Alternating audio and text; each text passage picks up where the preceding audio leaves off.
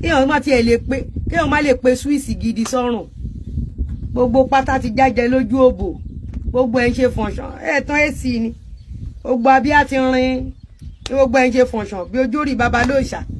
ní gbogbo ẹ̀ ń ṣe gbẹ̀dẹ̀ bí menstruation pad day 2 ní gbogbo ẹ̀ sóòkì wẹ́múwẹ́mú lé gbogbo ẹ̀ ṣe rí bẹ́ẹ̀. tọ́ ẹ̀yin èèyàn wa Lizzy Anjorin ó tún sọ̀rọ̀ sí Ìyábọ̀ Òjó lórí Mothers Night tí àwọn èèyàn tí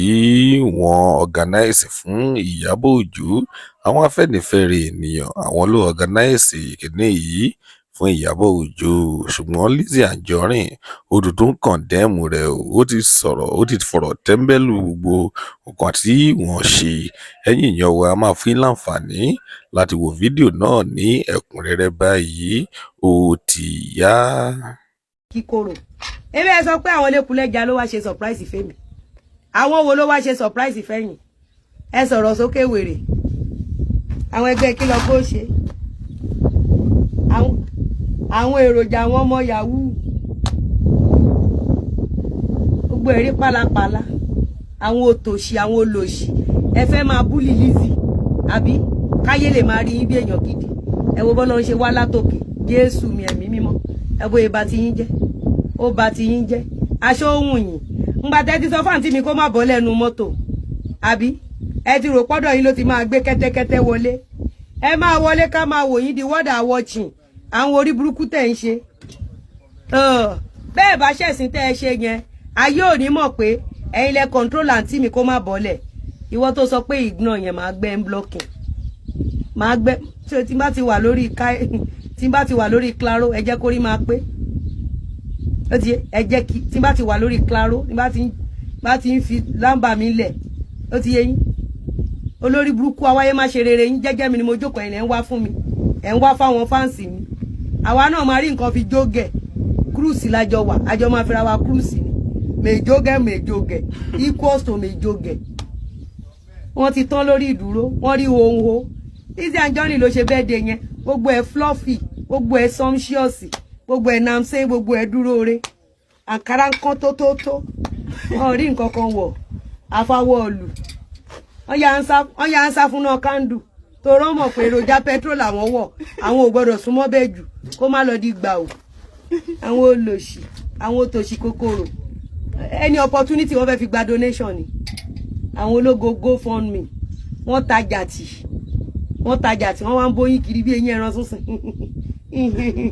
ó tán òun nìyẹn orí social media náà ti ní skills lójú ayé ìzẹ́rò ni ọlọ́run gan ò gbàdúrà wọn àwọn ológo mẹ̀súyà àwọn oníláìlọ́n àwọn kẹ̀ ẹ má ṣe ẹ lọ ṣe kọ́lí ń ṣòǹbò mi mo ṣe ẹ jógẹ̀ ni a máa jógẹ̀ ẹ lè búlì wa kẹ́ ẹ jẹ́ gbé you see when you are bullying me we have millions of people you are bullying àwa náà a máa fi yín jógẹ̀ oríṣẹ́ kéèyàn má tiẹ̀ lè pé kéèyàn má lè pe Swiss gidi sọ́rùn gbogbo pátá ti jájẹ lójú òbò gbogbo ẹ̀ ń ṣe fọ̀nṣàn tán èsì ni gbogbo abíyá ti rin ní gbogbo ẹ̀ ń ṣe fọ̀nṣàn bí ojú rí babalóòṣà ní gbogbo ẹ̀ ń ṣe gbẹ̀dẹ̀ bí menstruation pad day 2 ní gbogbo ẹ̀ sóòkì wẹ́múwẹ́mú lé gbogbo ẹ̀ ṣe rí bẹ́ẹ̀ pọ̀pọ̀pọ̀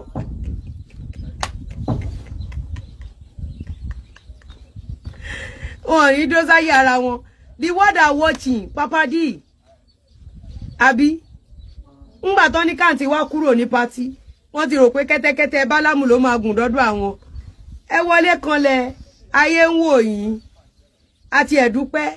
páwọn oríṣiríṣi táǹtí mi ò lè kọrin fún lọ́dọ̀ wa àti mi alálùbáríkà my beautiful sister wọ́n la ríṣiríṣi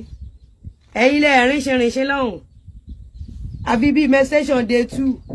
àgàgà téèyàn ti wá lọ alábùkù gbogbo ẹ̀ ń ya mi gbogbo ẹ̀ ń sun gbogbo ẹ̀ ń jáfikán adẹ̀ ń gbóòórùn láti inú kámẹ́rà kò sí kókó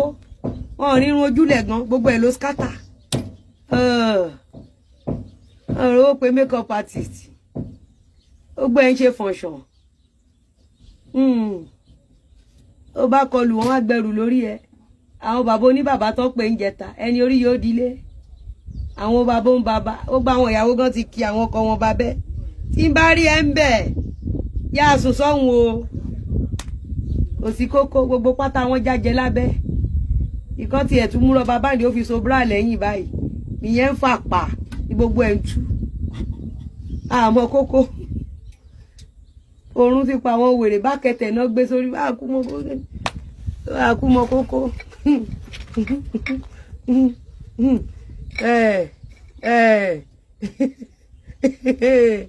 àmọ́ kókó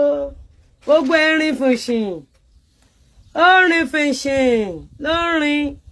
wọ́n dẹ̀ ń bú àwa níjẹta àbí jẹrin kan nọ́mbọ April 4 àwọn ọmọ aláta ló kó jọ àwọn ọmọ ẹlẹ́ran ló kó jọ àwọn ọmọ ẹlẹ́fọ̀ ló kó ṣáàrin wọ́n rin bíi pàdé menstruation day 2 téèyàn ti lọ alábùkún sí ọrùn ń wọ ẹlòmíì gan apẹ̀rẹ̀ ata tó gbé sórí yes we like it we love it nǹkan tó ṣẹlẹ̀ ní wípé àwọn àtẹnu ìwọ̀nba àsáró iṣu méjì náà gbé wá káwọn mọ́ association of afòkúgba donation èmi mo ti sọ fún yín èmi ò ní sínú àwọn tó máa betray Mohbad èmi kọ́ mi betray Mohbad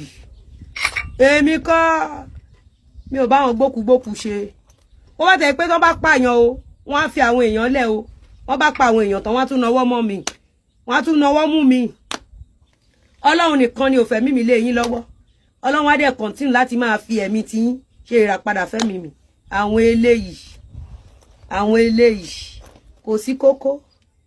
ẹ wá sọ pé ẹ sọ pé òkú Mohbad ò jà àná kú tà wọn ò rí nǹkan kan tà ẹ ó máa ń búlì mi lọ́jọ́ bẹ́ẹ̀dẹ̀ mi aṣọ hùn wọ́n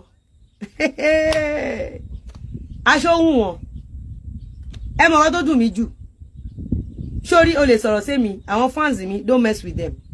ẹni tó bá wùn mí ni màá bá ṣọ̀rẹ́ mo lè bá láta ṣọ̀rẹ́ mo lè bẹ́lẹ̀ kù ṣọ̀rẹ́ kí ni tèmi àti ṣé dandan ní kẹ́ ẹ mọ àwọn èèyàn mi ni but bully my people tẹ́yìn gan ò dẹ̀ jẹ́ nǹkan kan nú ayé Papa D film ẹ jẹ́ ká náà fẹ́lẹ́ ìjóge àlè wa kú